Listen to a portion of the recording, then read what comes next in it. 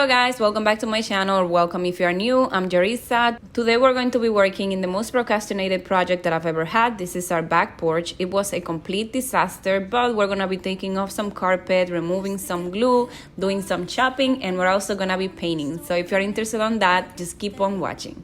A couple of weeks ago, I did clean the back porch and I reorganized everything, but because the floor is not finished, it just didn't look good. So this is the main concern that I always had, that I wanted the floor to look a little nicer, but I didn't know how to take off the glue. So I just went ahead and decided to work on it, and I figured it out. So the first thing that I started by doing was to remove everything, because I wanted to have the floor for myself so I could start working and trying to get rid of this carpet. This house was built in the 70s, and for some reason somebody woke up one day and was like, honey, we're gonna put carpet on concrete today. So that wasn't a good idea, but I just had to deal with it. So I'm just gonna finish taking everything out, and then I'm gonna do a quick cleaning and we're gonna start removing everything. You take my love for granted. Say a bunch of stuff you never mean, yeah. As you can see, there were residues of carpet and glue everywhere, and I didn't really know how to do this. I had never done this before, and I know that forward there's gonna be a million ways on how you can do this in a better way, but I'm just a DIYer that weighs 110 pounds, and if I was able to do this, you're gonna be able to do it too. So I just started by brooming everything and getting rid of all the leaves. It rains a lot here in Florida, so this is why there's so many leaves here. But I'm just gonna be cleaning this real quick, and then I'm gonna get to working into removing the glue. I'm a sucker for your love, even though it's kind of toxic. To remove the carpet, I just used the things that I had. I used a hammer, a screwdriver, and I also didn't have protected goggles, so don't mind my sunglasses. It's toxic. So I just started by pushing the carpet underneath, and this surprisingly worked pretty well. This was the nastiest thing that I've ever done in my life, and looking at this, I should have probably worn gloves, but I just forgot about it. I was so concentrated on getting rid of this that I just kept on pushing. So I just put the scraper underneath the carpet and I started to push it, and it was actually lifting off, and I was so glad about it. So I just kept on doing this for like 100 years, and it actually worked. New age and life can get crazy. By the time I got the carpet out, there was a lot of dirt and just leaves and everything was underneath. So I just washed this with the hose, and then it was time to start removing the glue. So as you can see, there was a lot of residue of cement. I don't even know what this material is called, but it was pretty hard to get it off, but I got it done. So I just took the scraper and started to beat it down with the hammer, just giving it like little taps very softly. And when I saw that this wasn't really that effective, I just got a little bit frustrated and started to kind of like hammer the glue off, and it actually worked. Like I would hammer it a little bit with the hammer, and then the glue would just pop up. This is what I'm saying, that there's probably a million different ways on how you can do this in a better way, but I did this and it worked for me, so don't come after me. So as you can see, I just kept on hammering softly the glue, and it would just pop off the floor. So this was actually great, because I had been working on trying to get this off for a while, but nothing was working until I started hammering it. So I was really happy about that. Whatever you can see that there's this little black spots, that's just the carpet. It had like some hair residue that was left behind, and after I was done taking it off with the scraper and the hammer, I just would go ahead with the blade and soften it up a little bit. After I was done taking all the glue off, then I just gave the back porch a quick clean, and then we had a professional cleaner come and clean the back porch. It was only $50, and the texture was way better after he was done. My head done, used to have my nails long, used to wearing makeup every day, used to rush to work and Then I took a quick trip to Home Depot, and it looked like they were giving free tools. I had never seen so many people there, but I just wanted to get some paint and some roller covers, and I wanted to paint these bars in the backyard because they were peeling off and they just didn't look that great. So I just went ahead and cleaned them a little bit and sanded them so I could paint them. we can do at home. To paint them, I just used this paint that I got from Amazon. I'm linking everything I'm using in the description box in case you're interested on getting anything that I'm using. Simple, disconnected. A small detail like this, like just painting the bars, made it look way nicer. And I also wanted to do this first because I didn't want to drop any paint on the floor after I had been done. And guess what? I did drop a bucket of paint on the floor. So good thing I started by painting from the top to the bottom. After I was done with that, I started working on the floor again, and I just made sure that I broomed everything, and then I took my roller and I started playing Star Wars with it because it wouldn't be me if I wasn't doing something silly like that. And then I took this paint that I found on Amazon. I love this paint. This is so opaque. It covers a lot. So I just put this in a little container and I started to paint all the edges on the back porch. And I started to do it like this because, you know, when you paint the center, it's gonna be wet for a while. So I just wanted to do it first around the edges, and then I started painting the center of the floor. I did make a couple of mistakes, like the paint got a little bit on the wall, but I'm planning on getting a match for this paint to paint this part of the porch.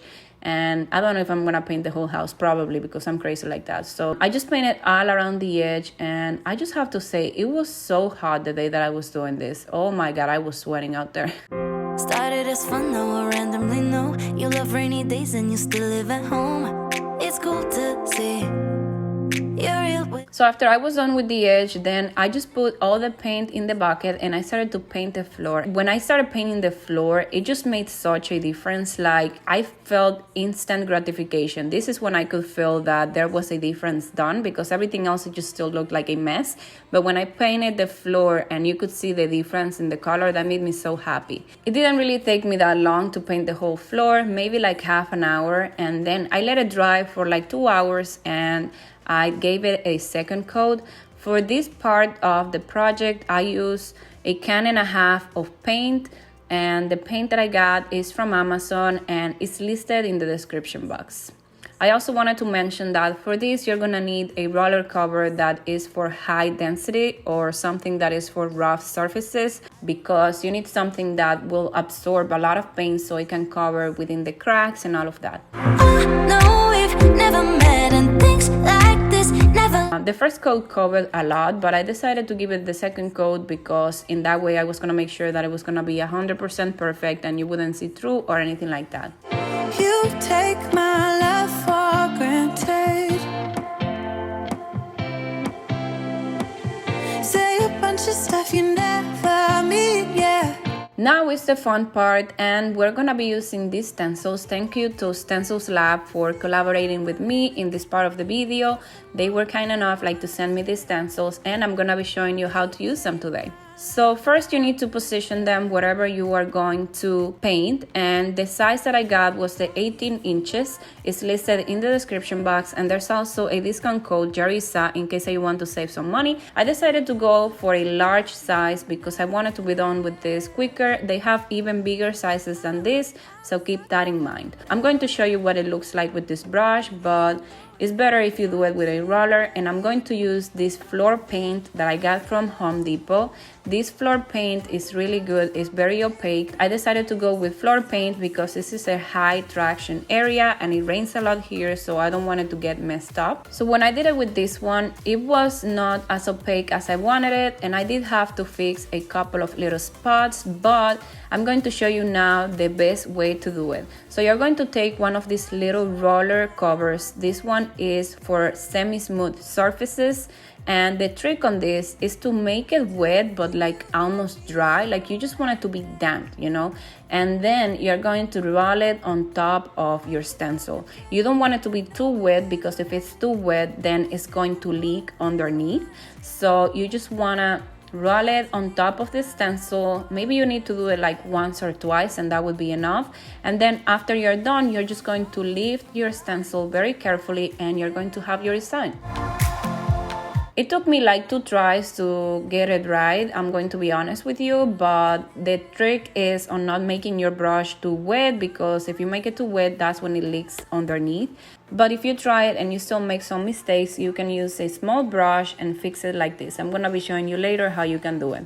This company has beautiful stencils. They also have stencils for your walls and more stencils for your floors, so the link is below in case you want to check them out. Before I started working on this project, I decided that I wanted to do something that was not gonna be too expensive. So this is why I decided to do the stencils and the painting. The total cost for the project was $190. I don't know what the measurement of our porch is, but it's pretty big in size. And it took me 2 weeks working every day to get all of these designs done. Now keep in mind, I do have a baby and I have a house to take care of and I have a husband. So if I was able to do it in that amount of time, I'm sure that you're gonna be able to get it done quicker than me. I'm also gonna be showing you how you can fix any kind of mistakes that you make. Like if you don't position the stencil in the right place and you do have some lines that get together, you just need to use a little bit of electrical tape or any tape that you want and then go in between the lines, and this is how you fix it. So I'm just gonna keep on doing the same thing all over the floor, and then once I'm done making the big design, I'm just gonna go back at it with a little brush and I'm going to make the little touch-ups and we're gonna be done. I'm a sucker for your love, even though it's kind of... Remember what the floor used to look like? A disaster, very, very ugly. And now I'm going to be showing you the after. This is what the floor looks like. I love the way on how all the designs connect. Chris loves it too, and I hope that you guys love it too. Stay tuned for this series of videos because I still have a lot of DIYs to go. This just took so much time to accomplish that I thought I would share a video with you guys in case that you're thinking about doing something like this, but I have many, many more projects to come for this back porch. Thank you so much for watching this video and consider subscribing if you haven't already. I hope that you like it. Thank you so much for watching. I'll see you in the next time. Bye bye. I'm a sucker for your love.